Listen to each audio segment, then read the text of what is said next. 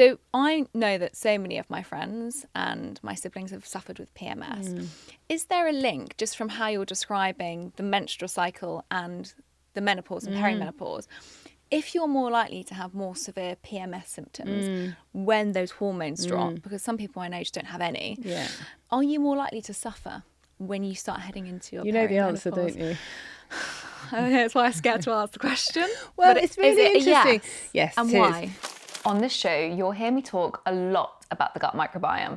So I'm sorry if I sound like a broken record, but it is incredibly important for so many elements of our overall health. As a woman in her 30s, I'm becoming increasingly aware of how important our gut health is for our overall hormonal health. Being a woman is never easy, but there is so much that we can do to empower our health and feel comfortable in our bodies. The health of our gut microbiome can impact our serotonin production and our sleep quality.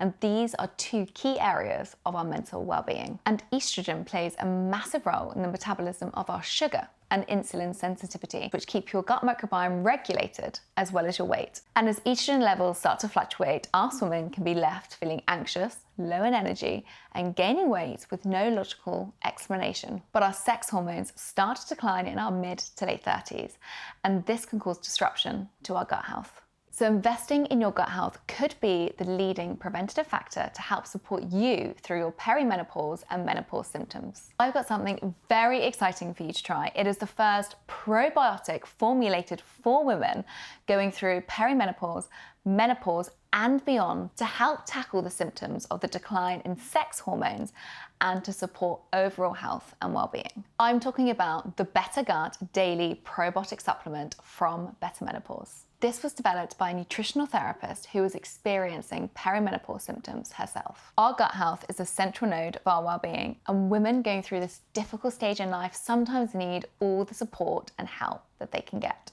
So if you feel that you've resonated with anything I've said, or you feel that your gut health needs that extra TLC, try the Better Gut Probiotic Supplement for 3 months to see if it helps support your digestion or any of these perimenopause or menopause symptoms that I've just spoken about. So head to bettermenopause.com and use our exclusive code BeWell to get 25% off your first order.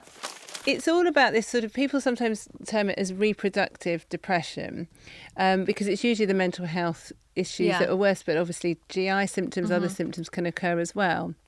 Now, some people are just more sensitive to hormones. And if you think about these graphs that I was discussing just for normal sort of regular periods, if you like, then if you think also when people are pregnant, you have very high levels of hormones, and literally overnight when the baby's born, they drop. And so people who have PMS are more likely to have postnatal depression. And then when they're perimenopausal, are far more likely to have these symptoms as well. So you're getting a flavour, lucky you, for what it's going to be like for you as an individual. Yeah. And it's often just, you see, every single cell in our body responds to these 3 hormones. And they're really important for biological processes that go on in our cells all the time. They're biologically active. That's why we're made with these hormones. They're very important. And actually, it's very interesting because they're not just produced from our ovaries, they're also produced from our brains as well. So we've gone on and on and on for years about the period regulation, the fertility. But actually, if we have a brain injury or a stroke, one of the first things our brain does is produce progesterone and estrogen to repair our brain because they're very anti-inflammatory. It's not all coming from our ovaries. So some people will have this variation.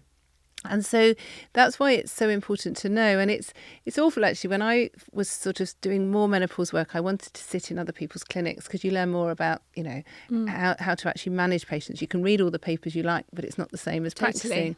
So I sat in a clinic of a very well-known specialist in London. This was about 8 or 9 years ago. And one of the patients that came in was someone he'd known for a few years, and she was really young. And I thought, maybe she's had an early menopause, but she had really bad PMS. She actually had PMDD, which is just the more severe premenstrual dysphoric disorder. And she was on some gel and she had some testosterone and some progesterone as well. And after she went, I said, I've never done that. In general practice, we're just told to give these people antidepressants or look at their B12 or look at their other vitamins and diet. And he said, well, Louise, he said, I'm just topping up. I'm just giving back physiology. That's all I'm doing. I'm replacing what's missing. He said often with these people, all you do is just give some hormones for those few days. So for you, the rest of your cycle, probably your hormones are fine. It's just those few days. So all we tend to do is just give hormones on those few days to top up. And it can be transformational. But the sad thing is I see a lot of women in my clinic who've got a history of that, and it's gone from 2 days to 3 days to 4 days to a week before their periods. Then they've become perimenopausal. Their cycles have changed. Their periods have become heavier or lighter or more further apart or closer together. And then I've given them hormones for their perimenopause. Then they come back and say, oh my goodness, I wish I'd done this 30 years ago. Like, why didn't anyone tell me?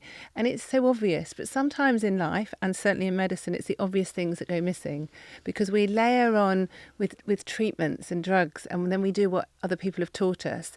And often in medicine, we're all so busy that you learn by your peers. You don't have time to just sit back and look at the obvious. So as soon as this professor told me, I was like, I felt really cross that I was cheated, that no one had told me before, because it is obvious, but you just don't think about it. It's interesting how you talk about it as like a hormone deficiency, and you basically just top it up, because as a nutritionist, if I see somebody who's got a B12 deficiency or an iron deficiency, it's no different, is it? I top them up. Yeah. And it's even just given, hopefully my listeners, but even just myself, that kind of personal awareness of, it's interesting how we just feel that we have to suffer. Yes, and it's interesting because I was saying to my mother recently, who's not medical, something about PMS, because we're seeing more and more people in the clinic who've got PMS and PMDD, and the stories are harrowing. And I said to my mother, she said, yeah, but it's only a few days a month. That's what women suffer with. And I said, but mother, I said, even if it's only 3 days a month, there's 12 months a year, so that's equivalent to roughly a month a year that people are not going to school, not functioning well at work. And I'm thinking about people who play sport, they're going to be missing games, they're going to, and actually just feeling rubbish. And actually, as a doctor, one of the reasons I went into medicine was to help people feel better.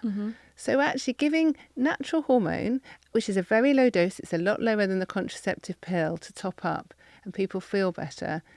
Is that wrong? Of course it's not. But also lots of people will take the contraceptive pill for PMS, and we've got more natural types of contraceptive pill, often because they're slightly more expensive. They can't be prescribed on the NHS, but they can make quite a difference. So there are options, but if anyone's got PMS or PMDD, number one is thinking about the hormones. And it might not be estrogen, it might be progesterone or testosterone, it can be a combination. But absolutely, it's really important. Just even thinking about the menopause, because I know we're going to get onto that, and the perimenopause and everything that comes with it. And the outreach I've had on social media about this episode has completely blown my mind, just from my audience who are listening. I mean, they are so eager to learn about their hormones from you. So I really want to get onto that. And before I do, though, you mentioned a stat to me, and I've also got it written down because it's in your fantastic new book. Because I am somebody in my 30s, and also because somebody in my family went through a very early menopause, it really struck me, actually. And I think there's this odd space for somebody in their kind of mid-30s who worries about fertility and then worries about menopause, and it's a bit of a confusing age. Can you give me some stats around early menopause and what that looks like? And so it's more common than we realise. So if you think, not saying that anyone's average, but the average age of the menopause in the UK is thought to be 51. But the perimenopause can last 10 years or so before. So by definition, most women in their 40s will be perimenopausal. But we know, and I was always taught, 1 in 100 women under the age of 40 have an early menopause. But more recent figures have said 3%. So that's about 1 in 30 women have an earlier menopause. So we call it POI, premature ovarian insufficiency. It used to be called... Thanks so much for listening. To hear the full episode, there's a link in the description.